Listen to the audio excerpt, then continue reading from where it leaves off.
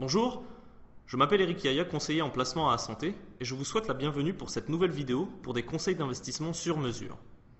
Nous aborderons aujourd'hui le RRSP, ou REER en français, à travers quelques scénarios, pour vous aider à vous faire une meilleure idée du produit. Pour commençons, parlons de quelques généralités sur le contexte. Les pensions gouvernementales canadiennes, comme le régime de pension canadien et la sécurité de la vieillesse, ne sont pas suffisantes pour couvrir les dépenses de base et un train de vie de retraite. Le REER consiste en un véhicule d'investissement ayant pour but de créer un revenu de retraite complémentaire. Un de ses principaux avantages réside dans la déduction du montant des cotisations de votre revenu de l'année. Le montant de la cotisation est limité.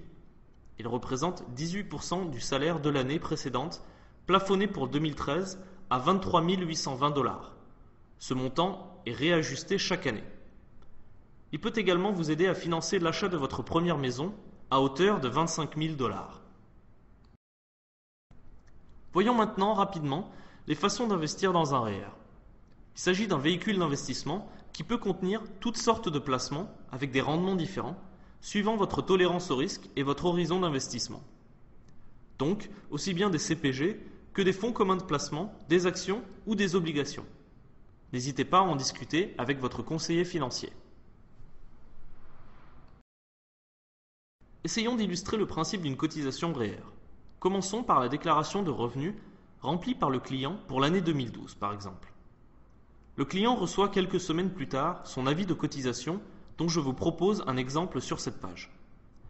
Il s'agit du bas de la page où est indiqué dans le cercle rouge le montant de cotisation possible pour 2013. Dans l'exemple, il s'agit de 9 500 $. En 2013, le client décide de cotiser 5 000 $ dans son REER. Au début de la prochaine année, il recevra un reçu de cotisation pour ce montant en provenance de l'institution financière qu'il pourra utiliser pour une déduction sur son revenu de 2013 lors de sa prochaine déclaration. Voyons maintenant le scénario qui concerne ici un avantage du REER, le RAP, ou régime d'accession à la propriété, soit l'achat de votre première maison. Les retraits d'un REER dans le cadre du RAP ne sont pas assujettis à l'impôt, ce qui fait une grosse différence. Prenons un exemple où un client a un projet d'acheter un bien immobilier. Sa maison idéale vaut environ 300 000 $ et il souhaite avoir un versement initial de 20%. Après avoir eu un entretien avec son conseiller, celui-ci lui indique qu'il peut ouvrir un nouveau REER et dans le cadre du RAP, retirer un montant maximum de 25 000 $ pour l'achat de la maison.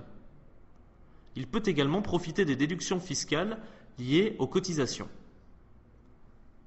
Mettre donc en place un plan de cotisation automatique dans un REER avec pour objectif d'amasser au moins 25 000 $.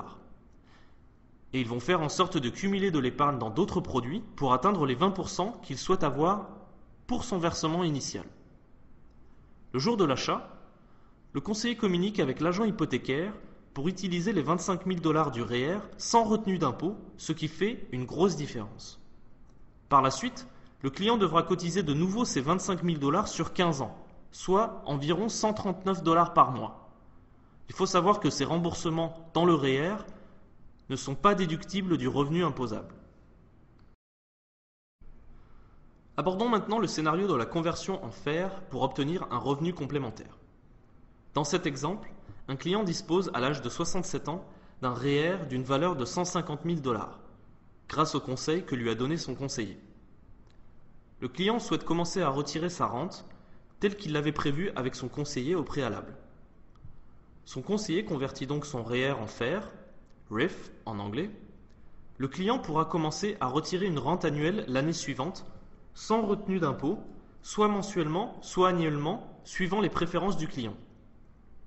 Le versement annuel minimum est calculé chaque année en fonction de la valeur marchande du fer et de l'âge du client. Parce que le client est à la retraite, son taux d'imposition marginal est plus bas, donc le versement annuel minimum sera imposé à un taux plus faible. Voyons maintenant un exemple qui montre qu'il n'est pas idéal de retirer des sommes d'un REER en cas d'urgence. La voiture du client tombe en panne et demande des réparations de 1 000 $ net. Puisqu'il n'a pas de fonds d'urgence ou d'argent mis de côté, le client doit retirer l'argent de son REER. Quel est l'impact immédiat ? Tout d'abord, la loi veut que pour un montant retiré d'un REER en dessous de 5 000 $, une retenue d'impôt de 10% est automatiquement appliquée, soit un montant brut de 1 111 $ et 11 dans ce cas. Le résultat de 111 $ et 11 de retenue d'impôt et 1 000 $ que le client a besoin. Il y a aussi un point négatif. Le montant retiré ne peut pas être cotisé de nouveau. Il y a également un impact différé. En janvier, le client reçoit un reçu T4 et doit déclarer le montant retiré comme revenu. Même avec un taux marginal de 36%, il sera nécessaire de rembourser 248,99 $ au gouvernement lors de sa prochaine déclaration, car le client devra payer la différence entre le montant de son taux d'impôt marginal et de la retenue d'impôt qu'il a déjà payée, comme indiqué sur l'écran. Le CELI est une meilleure option pour les fonds d'urgence. Voilà, j'espère que cette vidéo vous aura apporté des informations complémentaires pour vous aider à investir. N'hésitez pas à me contacter si vous avez des questions.